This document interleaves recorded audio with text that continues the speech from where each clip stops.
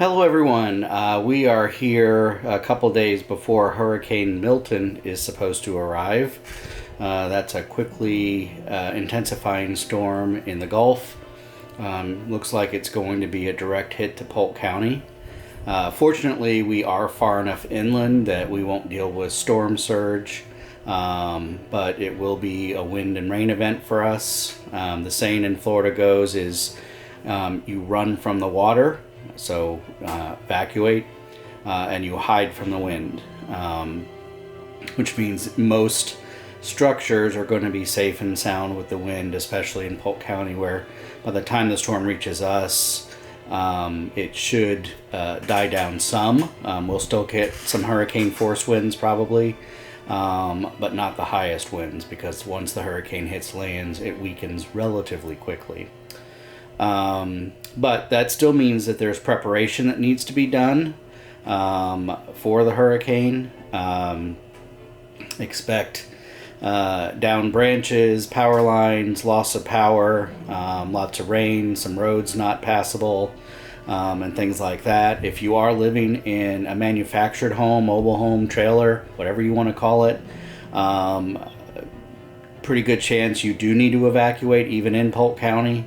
If you're in a block home, you probably don't need to evacuate, but you just still need to take some precautions. So just a few things to keep in mind. I'm going to try to make this relatively short, but make sure that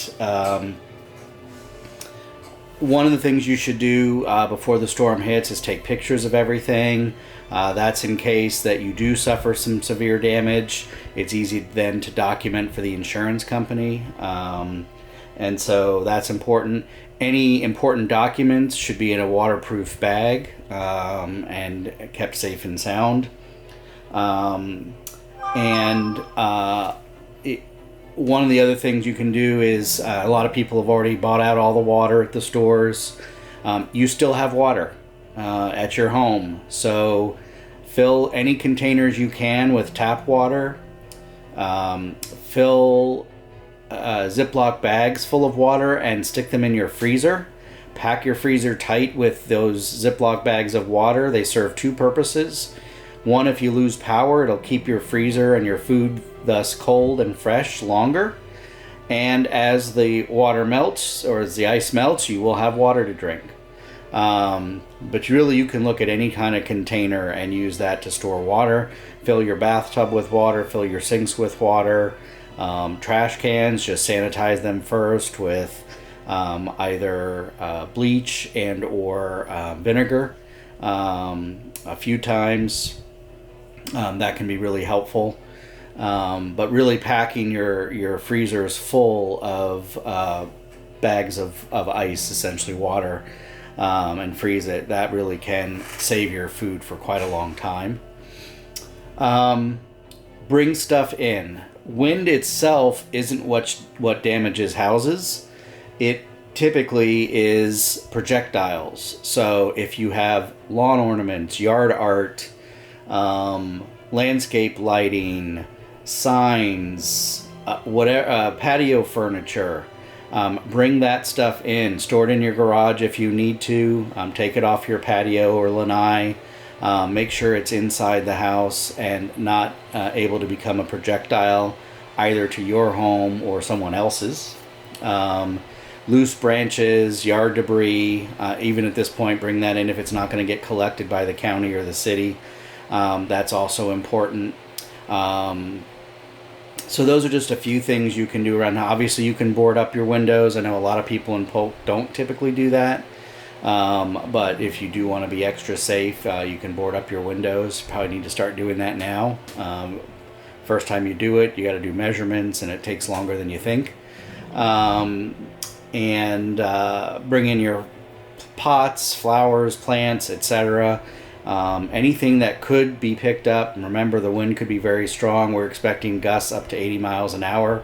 That can pick up some heavy stuff, so make sure you bring that stuff inside so it doesn't become a projectile and break your windows. Water can be an issue in terms of intense rain, so sandbags is a great option. They say to fill sandbags and put a tarp between the sandbags and your door.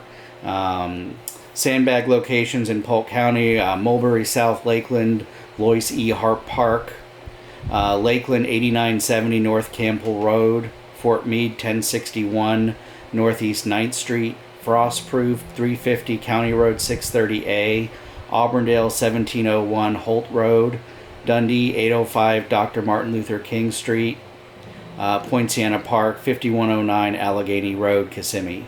So those are some options as far as sandbags go, if you do want to take care of that. And then if you need to evacuate, there are emergency shelters. And you need to make sure that you have the emergency shelter for what your needs are, if you have special needs or if you have pets. So in Polk County, regular shelters are Auburndale High School, Spessard Holland Elementary School, Citrus Red Academy, Horizons Elementary School, George Jenkins High School, Highlands Grove Elementary, Kathleen High School, R. Bruce Wagner Elementary School, Mulberry Middle School, Lake Marion Creek Middle School, Chain of Lakes Elementary School, and Winter Haven High School. And then there are 3 pet-friendly shelters: Haines City High School, Lake Region High School, and Tenor Rock High School. You need to make sure you have your shot records for your pets, and they need to be in an airline-approved carrying case or crate, and you need to bring pet food, so don't forget those things. As far as special needs shelters, FDOH Polk Specialty Care Unit, 1255 Bryce Boulevard in Bartow, Ridge Community High School, and McKeel Academy. So those are your local shelters. Better to go sooner rather than later because they can fill up. Remember, if you're in a manufactured mobile or trailer, you likely do need to go ahead and evacuate to one of those places or somewhere else in the state. This hurricane looks like it is going to go across the state, so lots of the state is going to be impacted. If you have any other questions, please follow your weather services. A lot of people around here follow Dennis Phillips as kind of the most reasonable in terms of predictions and what to expect from a hurricane. If you're new to the area, there are lots of people that have been through many hurricanes before. I myself have been through several, even a couple that have come direct hits to Polk County. And we've done the things that I talked about and have made it through those storms relatively unscathed. The worst thing is not having power afterwards. For a lot of us anyway, if you don't suffer direct damage, there's going to be impacts because there will be power outages, and it can be days. And it gets hot and humid in your house when you don't have AC. Generator, if you have a generator, please don't use it in the garage or in your lanai or too close to the house. It should be quite a distance from your home so you don't die from carbon monoxide fumes from your generator. But a generator can definitely be a lifesaver and make that post-hurricane period a lot more bearable as you do cleanup work. Having a nice place to come into with fans and keeping your food fresh can be very, very helpful. Anyway, those are some quick tips in hurricane preparedness. I hope everyone out there stays safe. If you have any questions and you're new to Florida, this is your first hurricane, feel free to reach out. I'm happy to try to talk you through, answer any questions I can. I'm by no means a hurricane expert, but just have lived through several of these and know kind of what it takes to get through it. Have a good day and stay safe, everybody.